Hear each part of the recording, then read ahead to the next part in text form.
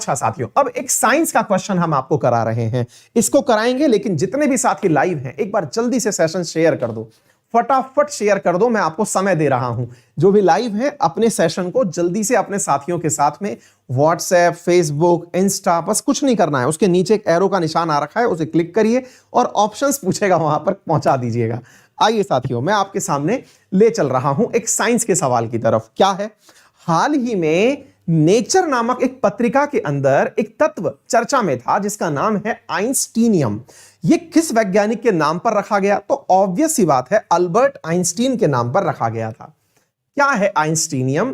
क्या यह तत्व हाल ही में कोई नया तत्व है जो खोजा गया है, या फिर यह चर्चा में क्यों आया? आइए पहले मैं आपको चर्चा का कारण बताता हूं।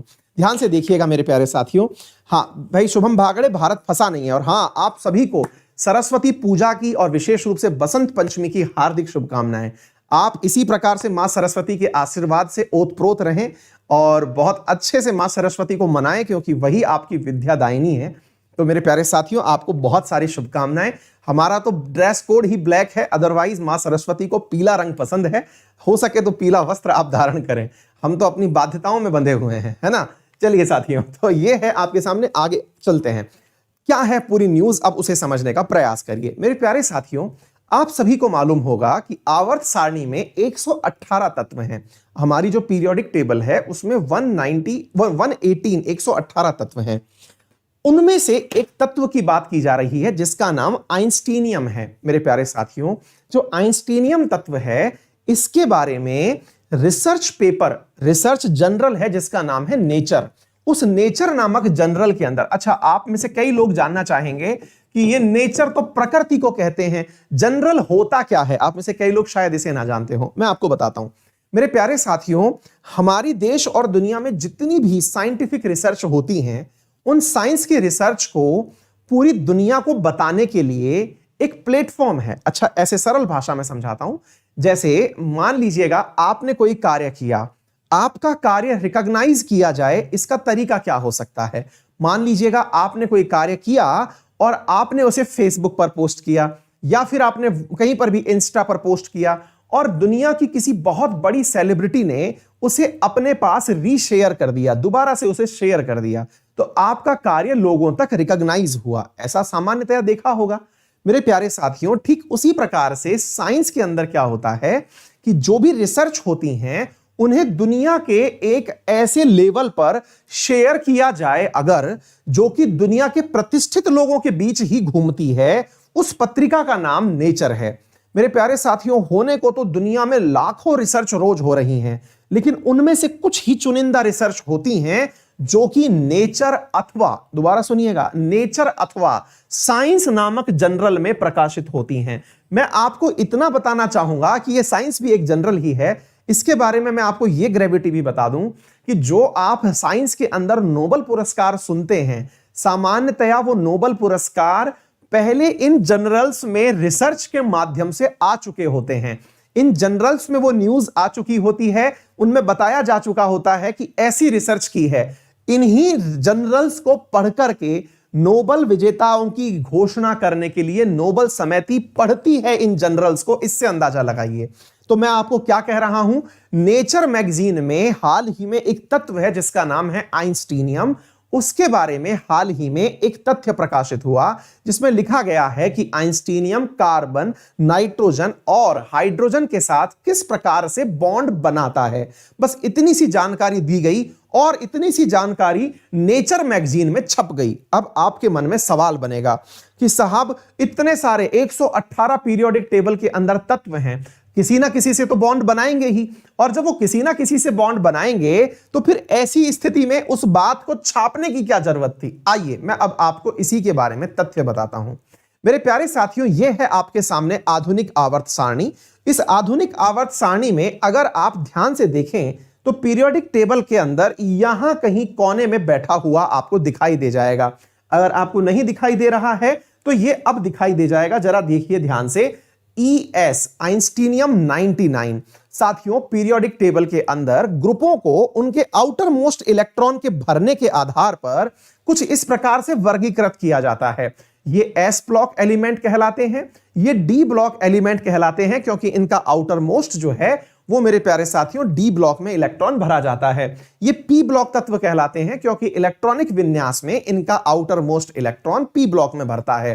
ठीक इसी प्रकार से ये ऊपर और नीचे लिखी हुई जो श्रृंखलाएं हैं, इनके पास इलेक्ट्रॉन जो है वो मेरे प्यारे साथियों f ब्लॉक में भरता है, इसलिए इन्हें f ब्लॉक तत्व भी कहा जाता है।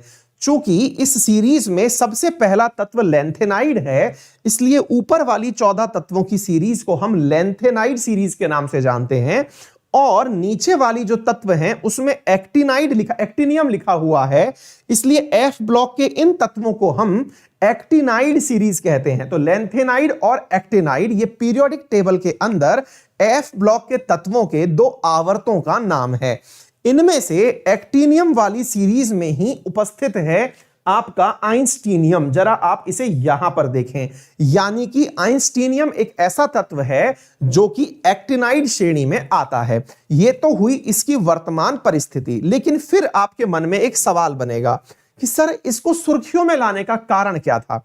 मेरे प्यारे साथियों, अब मैं आपके इसके पीछे सुर्खियों का कारण बताता हूं। सुर्खियों का कारण यह है कि यह तत्व प्राकृतिक रूप से नहीं पाया जाता है। दोबारा सुनिए और ध्यान से सुनिए मेरे प्यारे साथियों, यह तत्व प्राकृतिक रूप से नहीं पाया जाता। इसका मतलब क्या निकला? इसे आप किसी भी खान खदान में से खोद कर नहीं निकाल सकते, इसे लेबोरेटरी में बनाया जाता है। मेरे प्यारे साथियों, इस तत्व को बनाने का औसत समय 9 साल है। दोबारा सुनिएगा मैंने क्या कहा, इस तत्व को बनाने का औसत समय, लेबोरेटरी में बनाने का, प्रयोगशाला में बनाने का औसत समय 9 साल है, और बनने के बाद में इसकी हाफ लाइफ टाइम, यानी कि ये जिंदा कितने दिन तक रहता है, तो मेरे प्यारे साथियों ये कुल मिला के 40 दिन जिंदा रहता है। 20 दिन इसकी हाफ लाइफ टाइम है। 9 साल में बना, 40 दिन जिंदा रहा। फिर आप पूछेंगे फिर बनाया ही क्यों गया था? मेरे प्यारे साथियों, बनाया तो इसलिए गया था। फिर आप में से यह सवाल भी आएगा, इतने कम दिन जिंदा रहा तो मरा कैसे?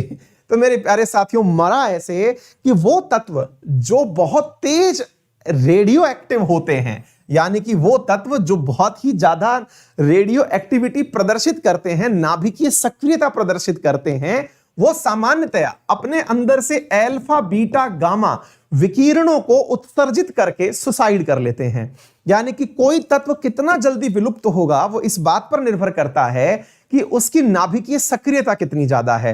तो रेडियो एक्टिविटी के आधार पर यह निर्धारित किया जाता है कि किसी तत्व का हाफ लाइफ टाइम कितना होने वाला है। तो मेरे प्यारे साथियों, आइंस्टीनियम जो है वो अपने आप का जीवन अंत कर लेता है, अपने में से अल्फा बीटा गामा विकिरणों को निकाल करके। अब बड़ा सवाल बनेगा, तो रेडियो एक्टिव का हम क्या करें? अरे भाई, आप क्या करेंगे ये आप ही के लिए है। क्यों? क्योंकि असल में रेडियो एक्टिव पदार्थ ही आप परमाणु बम बनाने में उपयोग में लेते हैं। जी हां, चौंकिए नहीं, बहुत ही महत्वपूर्ण बात बता रहा हूं कि यही वो तत्व होते हैं जिनका उपयोग आप परमाणु बम बनाने में करते हैं। फिर आपके मन में एक सवाल आएगा कि सर परमाणु बम कितने प्रकार के होते हैं, और ये भाई साहब कौन है जिन्हें आपने यहां दिखाया है? सारी बातें मैं आपको बेसिक से बताने का प्रारंभ कर रहा हूं। साथियों, साइंस है तो साइंस को थोड़ा साइंस के तरीके से ही इज्जत से समझिएगा, हल्के में मत लीजिएगा। मैं बातें बोल बहुत तसल्ली से रहा हूं, लेकिन बातें बोल बहुत गहरी रहा हूं। तो ऐसी स्थिति में आवश्यक लगे तो उन्हें लिख लीजिएगा। ऐसे मत समझिएगा कि सर बोल रहे हैं तो समझ में तो आ रहा है, बाद में देखेंगे क्या होगा। जरूरी लगे तो नोट कर लीजिएगा। मैं बहुत सारी गहरी गहरी बातें बोलते हुए निकल जाता हूं क्योंकि लिखने में समय खराब होता है। आप ध्यान से सुनिएगा मेरे प्यारे साथियों। नाभिकीय विखंडन और नाभिकीय संलयन, ये दो प्रकार की नाभिकीय अभिक्रियाएं हैं। कौन कौन सी? न्यूक्लियर फ्यूजन और न्यूक्लियर फिशन। दो प्रकार की अभिक्रियाएं हैं, न्यूक्लियर फिशन जिसे नाभिकीय विखंडन कहते हैं, और एक होती है न्यूक्लियर फ्यूजन, नाभिकीय संलयन। नाभिकीय संलयन से एक बम का निर्माण होता है जिसे आप लोग हाइड्रोजन बम कहते हैं। क्या कहते हैं? हाइड्रोजन बॉम्ब कहते हैं। और मेरे प्यारे साथियों, नाभिकीय फिशन से न्यूक्लियर बॉम्ब का निर्माण होता है। इसका निर्माण होता है न्यूक्लियर बॉम्ब का। अगर आपको मालूम हो तो यूरेनियम जिसका उपयोग किया जाता है बम बनाने के अंदर, यूरेनियम 92 235, मेरे प्यारे साथियों, वो नाभिकीय विखंडन अभिक्रियाओं के माध्यम से ही बम का निर्माण करता है। वहीं नाभिकीय संलयन की अगर मैं बात करूं तो वो अभिक्रिया हाइड्रोजन के परमाणुओं से बने हुए हीलियम के कारण जो मुक्त हुई ऊर्जा होती है उससे हाइड्रोजन बम का निर्माण होता है।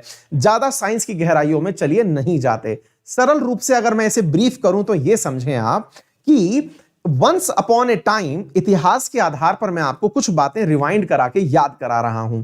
Once upon a time when second world war was ongoing, उस समय क्या हुआ मेरे प्यारे साथियों, जापान के हिरोशिमा और नागासाकी के ऊपर परमाणु बम गिराए गए अमेरिका के द्वारा, फैटमैन और लिटिल बॉय के नाम से। ये जब बम गिराए गए तो पूरी दुनिया एकदम चौंक गई और वर्ल्ड वार का अंत हो गया मेरे प्यारे साथियों। लेकिन वर्ल्ड वार का अंत तो हुआ, लेकिन पूरी दुनिया इस रेस में पीछे पड़ गई कि अब हम ये चेक करेंगे कि इससे भी भयानक बम बनाया जा सकता है या नहीं।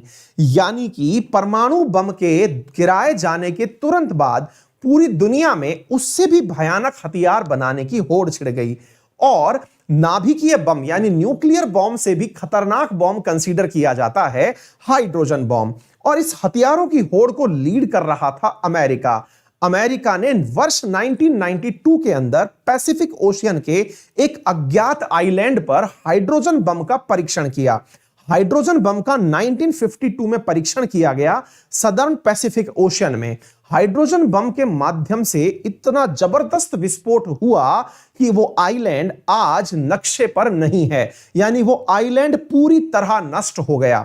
मेरे प्यारे साथियों, ये बात थी 1952 की। उस बात के बाद पूरी दुनिया को यह पता चला कि यह बम जो परीक्षण किया गया था, जो हिरोशिमा नागासाकी के कंपैरिजन में अमेरिका ने ही साउथ पैसिफिक ओशियन में परीक्षित किया था, यह लिटिल बॉय से 500 गुना ज्यादा शक्तिशाली था। इस 500 गुना ज्यादा शक्तिशाली बॉम्ब के फट जाने के बाद में जब वहां के अवशेष ठंडे हुए तो ये वैज्ञानिक वहां पहुंचे।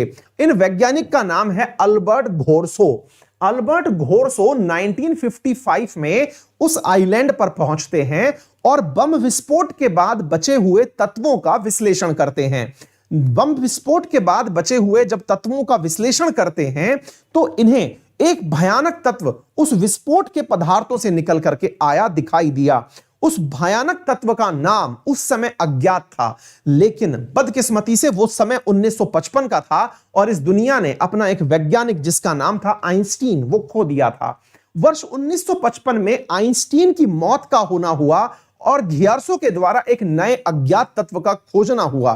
तो इन्होंने उन्हीं को अपने द्वारा श्रद्धांजलि देते हुए 1955 में ही उस तत्व का नाम आइंस्टीन के प्रति समर्पित करते हुए आइंस्टीनियम कर दिया। उम्मीद है आपको यह इतिहास समझ में आ गया होगा। तो मेरे प्यारे साथियों, अल्बर्ट घियर्सो थे जिन्होंने आइंस्टीनियम का विकास किया, आइंस्टीन ने नहीं किया। यह बात आप अच्छे से समझ लीजिएगा। उम्मीद है आप सभी को यह बात समझ में आ गई होगी। इस भयानक बम विस्फोट के बाद में, तब से लेकर के उस विस्फोट के बाद में मेरे प्यारे साथियों, दुनिया के तमाम देशों के द्वारा इस तत्व को दोबारा बनाने का प्रयास किया जा रहा था, लेकिन यह बम वापस नहीं बनाया जा सका। जब यह बम दोबारा नहीं बनाया जा सका मेरे प्यारे साथियों, तो फिर अमेरिका की ही बर्कले यूनिवर्सिटी ने इस पर रिसर्च प्रारंभ करी और बर्कले रिसर्च यूनिवर्सिटी के द्वारा 9 साल बाद इस तत्व को लेबोरेटरी में बनाया जा सका। लेकिन यह तत्व केवल एक बार बन पाया और 20 दिन में ही खत्म हो गया।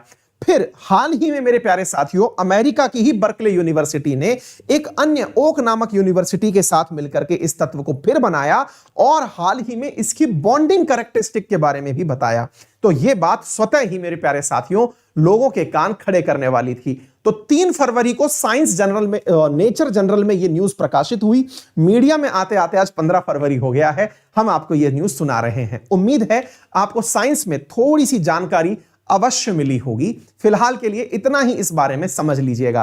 मेरे प्यारे साथियों, सवाल पूछा गया है हाइड्रोजन बम किस प्रिंसिपल पर कार्य करता है। तो मेरे प्यारे साथियों, यह है अनकंट्रोल्ड फिशन जब होता है तब यह निर्मित होता है। ठीक है ना, हमने आपको पूरी जानकारी दे दी है। उम्मीद है आप सभी साथियों को यह जानकारी समझ में आ गई होगी।